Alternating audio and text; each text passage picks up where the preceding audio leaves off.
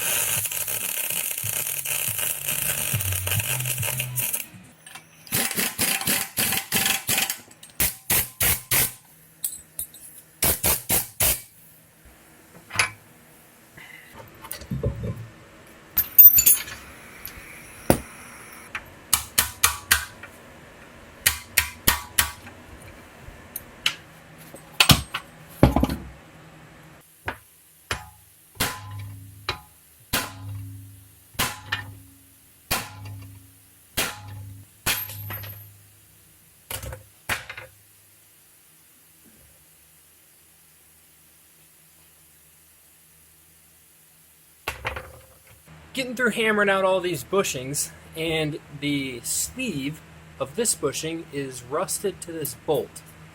So in order to get it apart, assuming your car isn't from a rust belt state and completely rusted and you're just going to give up and get a new bolt, this car is pretty clean, so I'm betting I can get this out. So I've got my big old breaker bar, and I'm going to work this, which I already busted it loose a little bit, back and forth.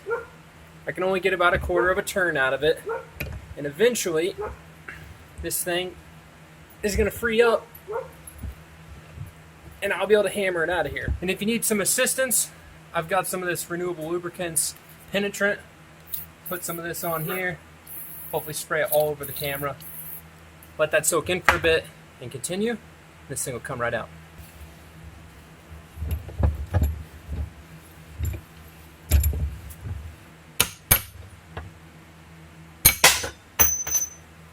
Diff bushings are installed. I've got the differential housing all cleaned up. Welded the limited slip center section together.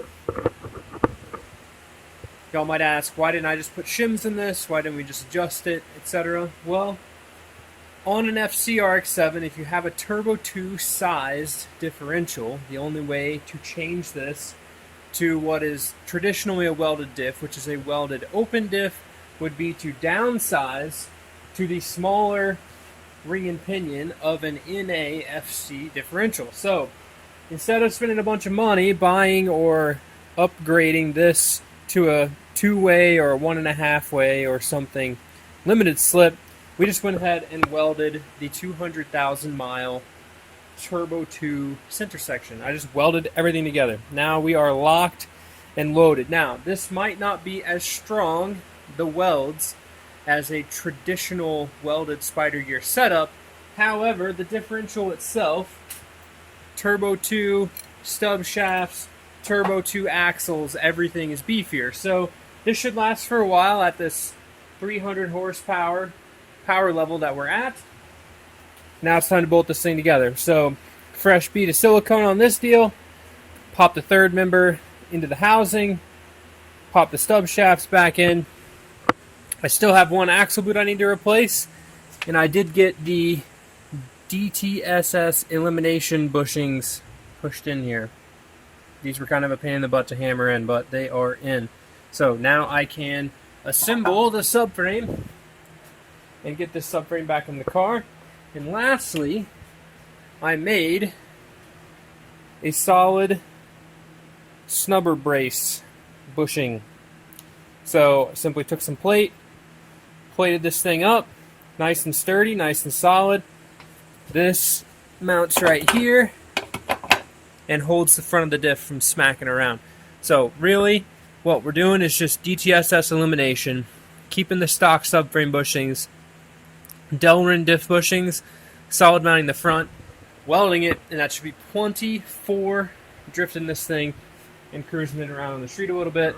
It is going to get roll caged and all of that, so lots of stuff. Let's get all this put back together. If you think you can rebuild an axle and not get filthy dirty, think again. Just finished putting a new axle boot on this Turbo 2 axle shaft. So, if you have an FC RX-7, like this one, it's a Turbo 2, these axles are effectively unobtainium, i.e. you can't get them. If you order turbo axles from Rock Auto or something like that, most likely you're going to receive NA axles. So the NA FCRX7 had a smaller axle, smaller diff. Turbo had the bigger ones. A lot of people returned NA cores when they bought turbo axles, and now everything is messed up. So, in addition to that, save the turbo axles. If you have Drive Shaft Shop make you some custom ones, then more power to you. This is a new boot. If you hop on the interwebs and try to find an axle boot, inner or outer, for a Turbo 2 axle, you're going to be hopelessly running in circles, and you're going to end up finding one that's very, very, very expensive, like $80. So I didn't want to spend $80 for an axle boot. That's probably just something close anyways. So I bought an axle boot for a Mazda 626, and it actually fit. This axle boot was like $13. So just looking at the diameters of a 626 axle from some pictures, plus looking at this boot and the Turbo 2 axle, I made an educated guess that it was probably pretty close and just ordered it. So if you've never rebuilt one of these, effectively it goes as such. You're going to cut the old boot off. Then there's a big circlip inside the CV joint. You're going to pop that out. The outer part of the CV will slide off. All the balls will fall out. Keep those in any order. Just don't let them get super dirty. The cage only goes on one way. Okay, so make sure when you put it back together, you put the cage on correctly. Slide the cage back. Pull the snap ring off to pull the inner CV support little like web thing, spider gear deal, off. Then slide everything out. Clean it. Put the new boot on. Reassemble the whole deal. Easy peasy. It's much like, I've never done this to a Turbo 2 axle before, but I've done this a lot to Polaris razors that blow up axles or bend axle shafts, and it's effectively the exact same thing. So whether Mazda obviously didn't copy a Polaris razor UTV, but same exact process. So now I'm ready to put this back into the old Turbo 2. I already got this side all buttoned up over here with the DTSS eliminator, Delrin diff bushings, and I just have to button up the other side really quick, but I was waiting on that axle boot. So I'm going to drop this axle and everything up in here, and then I can start on the exhaust, which will be in the next video, where you guys will see this thing fire up for the first time with its new engine. Alright guys, so the rear end is in. Atkins, Delrin bushings, DTSS eliminators, welded Turbo 2 diff, which is a little bit unorthodox, but it's welded. and a new Mazda 626 axle boot for this Turbo 2 axle. And we've got the rear of this car completely dialed. So, what to expect in the next video. I've kind of been working on a lot of things as I've been doing the rear end as well. So, the new engine is in. Get excited because this thing is going to run very soon. I've got to make a new mid pipe for the exhaust in order to connect this single turbo kit downpipe to the what seems to be some sort of single exit exhaust that we've got for this deal.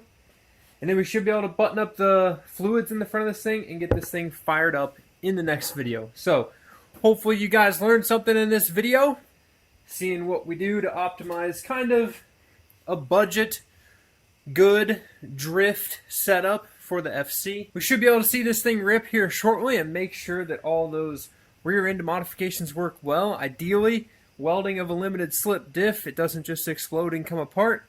This is the Turbo 2 bigger one, so it should be much stronger. But this thing is going to rip here soon. So with that, thank you guys so much for watching. I hope you guys enjoyed the video. Took a while to get this video out, but there's a whole lot of crazy stuff going on in the background that I am sure you guys are going to be surprised to hear about. If you have questions about rotary engines, questions about your builds, how to fix X and X and Y on my specific car, my Weber carburetor's not working, etc., go check out the Rad Potential Patreon. How I've got Patreon set up is it is a forum for you guys to ask me questions. I make videos to answer the questions specifically, so that way if you do have some specific issue with your car, I can help you with it. Recently just helped a guy in Germany fix his FD, was having some cooling issues with it. We got it all dialed in. He was super stoked. In addition to the Rad Solutions, as that's called, on Patreon, the patrons also get to see all the stuff that is going on behind the scenes, but that is just a secondary function of Patreon. So if you like seeing the behind the scenes, I would appreciate your support, but my main goal with the Patreon is to help you guys fix your cars if you have problems with them, better than typing out mile-long essays in the comments below, albeit feel free to type them out as much as you wish. So with that, thank you guys so much for watching. We'll see you guys in the next one. Keep it rad. And I cannot wait to finally have this deal completely done. There has been a million things going on in the background. Here, if you just want a short little hint, guess what car those are from. In addition to another hint, you can guess what that engine's from. So, with that, like I said, there's a lot going on. Patreon guys already know, and I appreciate their support massively. And I'll keep cranking out the videos so I can get them done. Peace, guys. Keep it rad.